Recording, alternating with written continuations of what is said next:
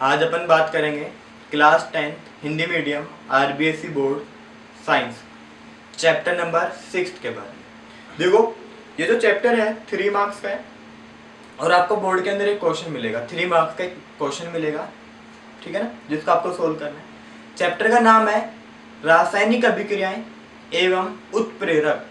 Chapter का नाम क्या है? रासायनिक अभिक्रियाएं एवं उत्प्रेरक।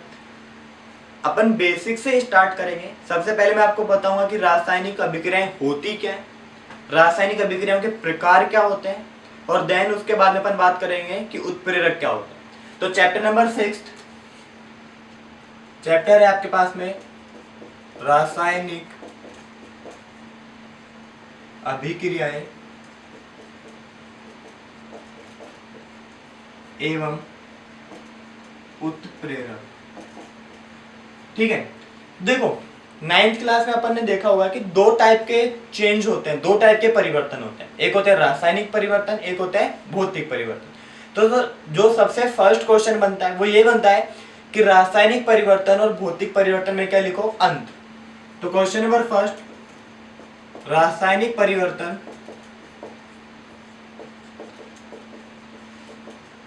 व भौतिक परिवर्तन में अंतर।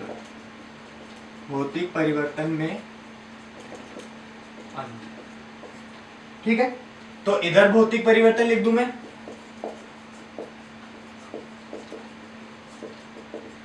और इस साइड लिख देता हूं मैं रासायनिक परिवर्तन।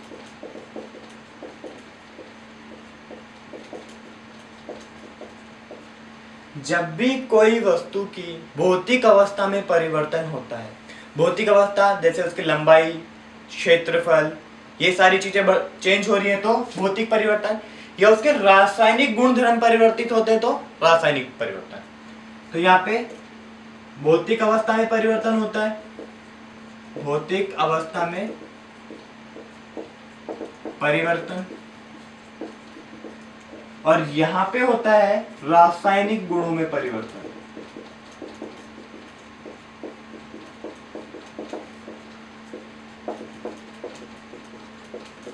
देखो सबसे पहले एक उदाहरण ले लेते हैं, उदाहरण से समझाना इजी रहेगा। सबसे पहले मान लो उदाहरण आपके पास में लकड़ी का जलना, लकड़ी का जलना नहीं, लकड़ी का जलना नहीं, ये तो भौतिक है ना। भौतिक परिवर्तन का उदाहरण है बर्फ का पिघलना।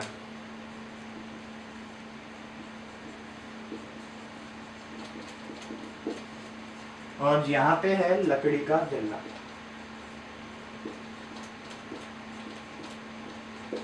देखो लड़की तो नहीं दिखती, हाँ लकड़ी है, लकड़ी का जलना। देखो बर्फ का पिघलना, मान लो आपके पास में बर्फ है, ठोस होती है, पिघल गई तो लिक्विड बन गई, तो भौतिक अवस्था में परिवर्तन हुआ। लेकिन लकड़ी थी, अगर मैं उसको जला दूं तो उससे क्या बनेगी? राख बनेगी। तो उसके रासायनिक गुण परिवर्तित हो गए कि नहीं हो गए? फर्स्ट। सेकंड, क्या वापस से बर्फ को अगर आपने पिघला दिया तो उससे वापस से बर्फ बना सकते हैं? क्या बना सकते हैं? पानी से तो आइस बन सकती है, बर्फ बन सकती है। तो ये परिवर्तन कैसे होते हैं? उत्कर्मणीय, उत्कर्मणीय परिवर्तन है ये। कैसा परिवर्तन आपका? उत्कर्मणीय, मतलब ऐसा परिवर्तन जो दोनों दिशाओं में होता है, दोनों दिशाओं में होता है। लकड़ी को जला दिया, राख बन गई, वापस राख से लकड़ी बना सकते हैं क्या? कभी भी पॉसिबल नहीं है। तो ये परिवर्तन कैसा आपका? अनुत्कर्मणीय, मतलब एक ही दिशा में होगा।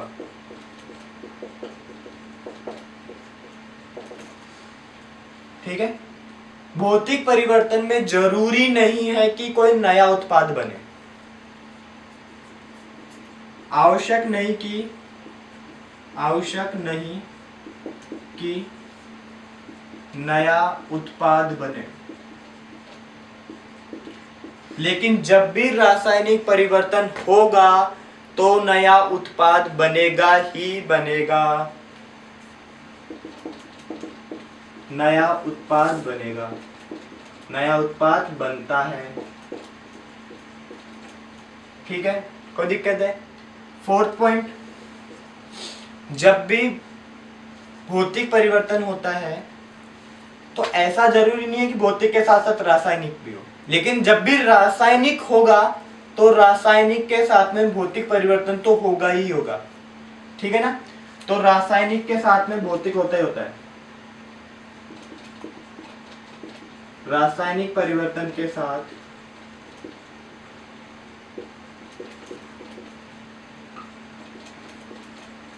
भौतिक परिवर्तन का होना अनिवार्य है।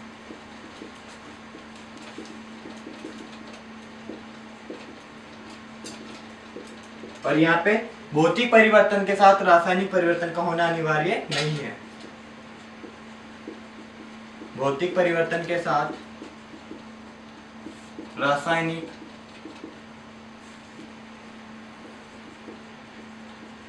परिवर्तन का होना अनिवार्य नहीं है, ठीक है। नोट डाउन कर लो इसको जल्दी से। सबसे फर्स्ट भौतिक अवस्था में परिवर्तन होता है, वहां पे रासायनिक गुणों में परिवर्तन होता है। ये कैसा है? उत्क्रमणीय, दोनों दिशाओं में चलेगा। वो कैसा है? अनुत्क्रमणीय, सिर्फ और सिर्फ एक दिशा में चलेगा। जरूरी नहीं है कोई नया उत्पाद बने, लेकिन वहां पे नया उत्पाद बनेगा ही बनेगा। भौतिक परिवर्तन के साथ जरूरी नहीं है कि रासायनिक परिवर्तन भी हो, लेकिन अगर रासायनिक हुआ तो भौतिक तो होगा ही होगा। उदाहरण बर्फ का पिघलना और लकड़ी का जलना। उतार लिया। देखो अब अपन आते हैं कि रासायनिक अभिक्रिया क्या होती है। क्वेश्चन नंबर सेकंड क्या है? रासायनिक अभिक्रिया को परिभाषित करो। रासायनिक अभिक्रिया क्या है, क्या किन किन किन चीजों के बारे में बात करते हैं, सब जीरो लेवल से बात कर रहे हैं अपन, है ना। तो देखो रासायनिक अभिक्रिया क्या होती है। जब भी रासायनिक परिवर्तन होगा तो रासायनिक अभिक्रिया होगी। मतलब रासायनिक परिवर्तन है, रासायनिक परिवर्तन है तो वहां पे रासायनिक अभिक्रिया होना बहुत ज्यादा जरूरी है। वहां पे क्या होगी? रासायनिक अभिक्रिया होगी। अब सबसे फर्स्ट क्वेश्चन तो ये आता है कि पता कैसे चलेगा सर कि रासायनिक अभिक्रिया हो रही है, रासायनिक परिवर्तन हो रहा है, ठीक है ना। तो पता कैसे चलेगा कि रासायनिक परिवर्तन हो रहा है? तो उसका पता लगाने के लिए 5 चीजें। सबसे पहला ताप में परिवर्तन,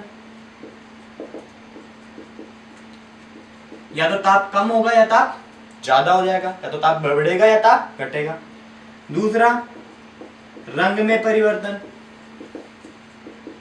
अगर कोई भी वस्तु का रंग परिवर्तित हो रहा है तो वहां पे क्या कौन सा परिवर्तन है? रासायनिक परिवर्तन। थर्ड अवस्था में परिवर्तन,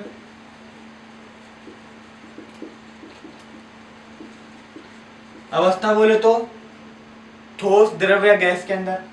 फोर्थ इंपोर्टेंट गैस का निष्कासन, अगर कोई गैस बाहर निकल रही है तो मतलब वहां पे क्या हो रहा है? रासायनिक परिवर्तन। और फिफ्थ अवक्षेप का निर्माण, अवक्षेप का निर्माण। अब ये अवक्षेप क्या होते हैं? ऐसे कोई भी पदार्थ जो घुलनशील नहीं होते, जो घुलते नहीं है, उनको क्या बोलते हैं? अवक्षेप। अवक्षेप क्या होंगे आपके? अघुलनशील पदार्थ, अघुलनशील पदार्थ। कोई दिक्कत? तो जब भी रासायनिक परिवर्तन होगा तो रासायनिक क्या हो गया? अभिक्रिया। रासायनिक परिवर्तन हो रहा है या नहीं हो रहा उसके बारे में पता कैसे चलता है? इन 5 पॉइंट से। ताप में परिवर्तन, या तो ताप बढ़ रहा है या ताप घट रहा है। अगर ताप बढ़ेगा, ताप क्या हो गया? बढ़ गया, तो उसको बोलते हैं ऊष्माक्षेपी। क्या बोलते हैं उसको? ऊष्माक्षेपी। अगर ताप कम हो गया तो उसको बोलते हैं ऊष्माशोषी, वो बाद में बात कर लेंगे। रंग में परिवर्तन हो गया, कुछ भी कलर चेंज आया। अवस्था में ठोस से द्रव, द्रव से गैस, कुछ भी बन गई। गैस का निष्कासन, कोई भी गैस बाहर निकल रही है, CO2 वगैरह। और अघुलनशील पदार्थ का निर्माण। कोई दिक्कत है यहाँ तक? पक्का नहीं है। तो जब भी रासायनिक परिवर्तन होते हैं तो वहां पे क्या होती है? एक रासायनिक अभिक्रिया। अब एक रासायनिक परिवर्तन में, रासायनिक अभिक्रिया में 3 चीजें होती है। सबसे फर्स्ट होता है क्रियाकारक, क्रियाकारक। सेकंड होता है आपका उत्पाद। और जब भी आप देखोगे रासायनिक अभिक्रिया को लिखे हुए, जैसे 9th क्लास में देखा होगा, तो आप एक बीच में एरो का साइन लगा होता है, ऐसे तीर का चिन्ह बना होता है, ठीक है ना। तो क्रियाकारक वे पदार्थ होते हैं जो रासायनिक अभिक्रिया में भाग लेते हैं। वे पदार्थ जो रासायनिक अभिक्रिया में भाग लेते हैं।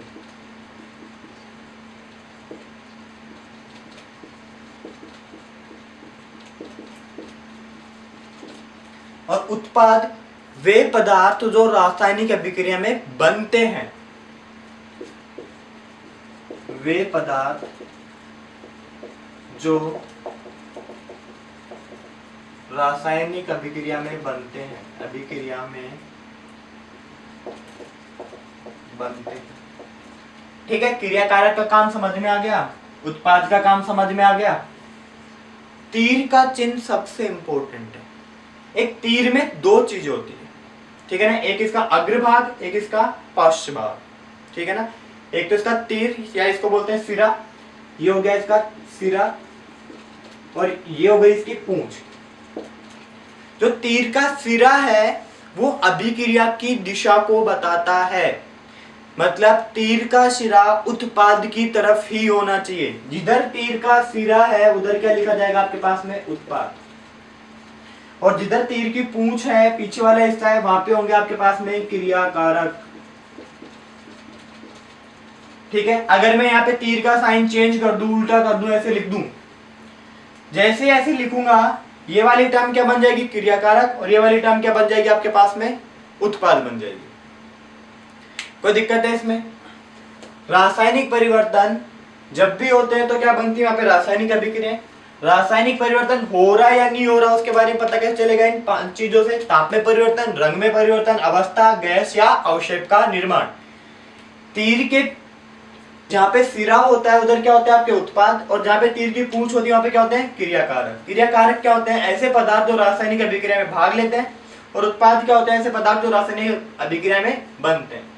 तीर का चिन्ह अभिक्रिया की दिशा को बताता है। ये जो तीर है वो बताएगा आपके अभिक्रिया की दिशा को। ठीक है, और भी बहुत सारी चीजें होती हैं, उत्प्रेरक वगैरह होते हैं, उत्क्रमण अभिक्रिया कैसे होती है, उन सब के बारे में बाद में बात करेंगे। कोई दिक्कत है? पक्का नहीं है? ठीक है, तो आपके पास में अगर एक अभिक्रिया लिखनी है तो दो चीजें होनी चाहिए। आपको पता होना चाहिए कि क्रियाकारक क्या है, और दूसरा आपको पता होना चाहिए कि आपके पास में उत्पाद क्या है। ठीक है, तो मान के चलते हैं अभिक्रिया लिख लेते हैं अपन।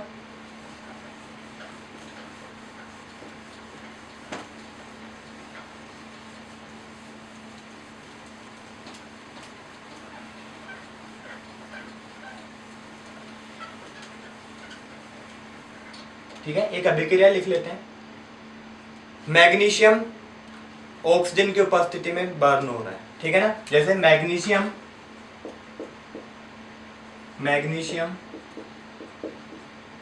प्लस ऑक्सीजन, और ये बना रहा है मैग्नीशियम ऑक्साइड।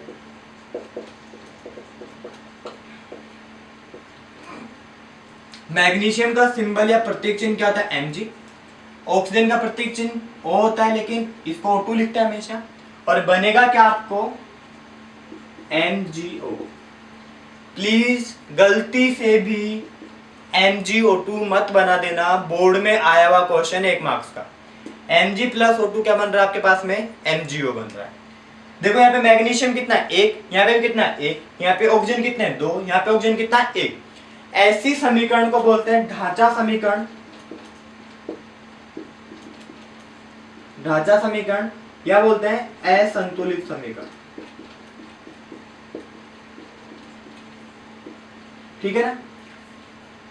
ये जो है, जो अपन ने ये लिखा Mg plus O2 gives that MgO, इसको हमेशा जब भी आप बोलेंगे तो इसको बोलेंगे गिव्स दैट। क्या बोलेंगे, गिव्स दैट।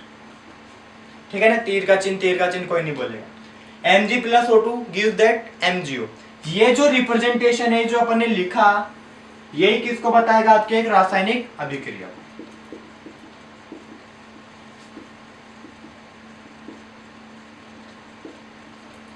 ठीक है, यहां तक कोई दिक्कत है? इसके बाद में अभिक्रिया को संतुलित कैसे करते हैं, संतुलित करने के लिए क्या क्या नियम है, वो अपन बात करेंगे नेक्स्ट क्लास में। अगर इसमें कोई डाउट है तो आप कमेंट करें।